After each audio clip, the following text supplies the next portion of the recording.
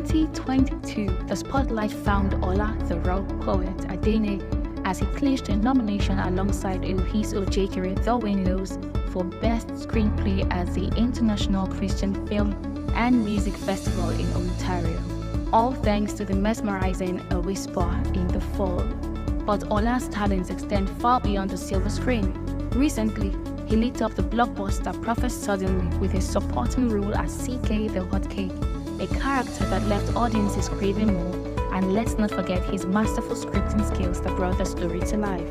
Ola isn't just a filmmaker, he's a spoken word artist, a content strategist, a creative writer extraordinaire, with a track record of collaborating with renowned personal brands and corporate giants. He is a force to be reckoned with in the creative realm. Now, as the creative director of Oro, a trailblazing live brand, Ola is on a mission to redefine power of words and reshape urban fashion culture with every intentional product. Okay, everyone. That was a very fantastic intro of our panelists. So, of course, we know that sometimes doing what we actually love, it seems almost impossible, right? To actually thrive in what you're doing, you're passionate about something and you want to make it a career path. Sometimes it seems very hard to make a living out of it, let's just be honest. But of course, I may be wrong, because there are persons that have, over time shown that it is very, very possible that change this narrative to be passionate about something and actually make a living out of that stuff, right? So, but we're here to hear from people with experience. That's why I have Mr. Ola and Mrs. Martha here with us this morning. All right, Mr. Ola, this first question is for you. For someone who has, you can speak from experience of someone that loves and is thriving and excelling in what he loves, right? We can already see that, and I want to make a living out of this. How has this worked for you? Have you decided to just stay on this path, whether it's paying or not, or just tell us your experience? Praise God. So, spoken word poetry has been something that I've been doing for a while now. I do spoken word poetry, I do creative writing, there's acting, and there's, content strategy by the side as well. I did not exactly decide from the very beginning that this is what I'm going to do. So, but then, after I left school, I did a lot of things. I tried my hands there, And at some point, I told myself that I can't be everywhere at the same time, even though all of those things were paying the bills at that time. But I know that these were not things that I was quite passionate about. I was not exactly enjoying them. Then when you're back from work, you're very tired, you're stressed out. Then the routine continues Mondays to Friday. So I sat myself down one day and told myself that this is not working for me. But I know that right from when I was a child, I love to speak, I love talking, I love writing. That's something that has always been there. I could not place it, whether it was to be for poetry, it was to be for acting. I did not know what it was going to be used for at that point in time, but I knew that, okay, this was a gifting that was there with me. So at some point, I think it was stage play that came first. So we were in church then and we were going to do this stage play. I wrote the script, I acted in it, and it was really good. And I enjoyed doing it. And I recall that when I was also in primary school, then I was always writing love letters for... I'll tell you why. I was writing love letters and I write very well. And I also have the gift of calligraphy at that point in time. So you see people just come up to me like, okay, you know what, I know you have a fine handwriting, you can calligraph, so help me do this stuff. And I was making money from it then, even as, a very little boy. So I remember that, okay, I can do all of these things. So it was acting, it was stage play that came in first, then acting, then I attended one event at 2016 before I left school. And there was this guy, Graham Garrick, he was the owner of the event. Then Paul Ward was doing spoken word. I sat in the audience, I was watching him, and I told myself that what this guy is doing, I know I can also do it.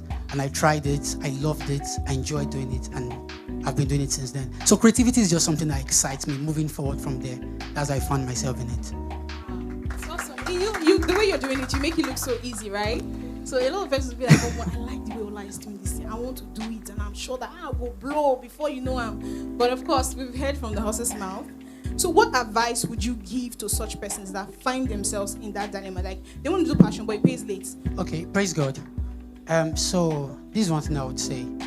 For everyone who has a passion for everything that you are passionate about, you should get knowledge and education about that gift, about that craft, about that thing that you're passionate about. And now this is what I mean. When I said I figured out that okay, I want to start doing spoken word, I want to start writing poetry, I want to start acting and the likes. I needed to understudy a couple of guys who were already doing that.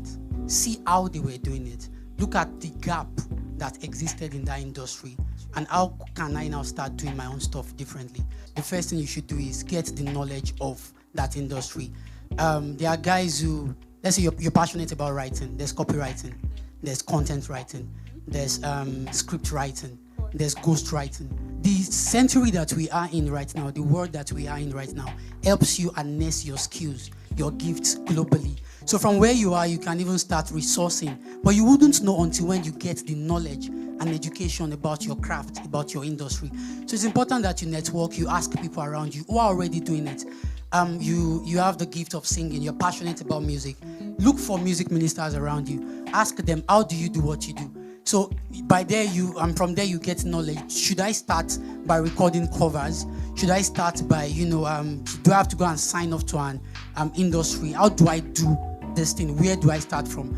For someone like me, when I was going to also translate into acting, the Windows played a vital role. Using my skill perfectly for script writing, bringing films to life from script to screen was through their influence, So there was that need to understand that, okay, this is how I can do this. And that came with the level of experience that he gave at that point in time. So, and apart from that too, I think with networking, you also, you're able to see the opportunities that are around you.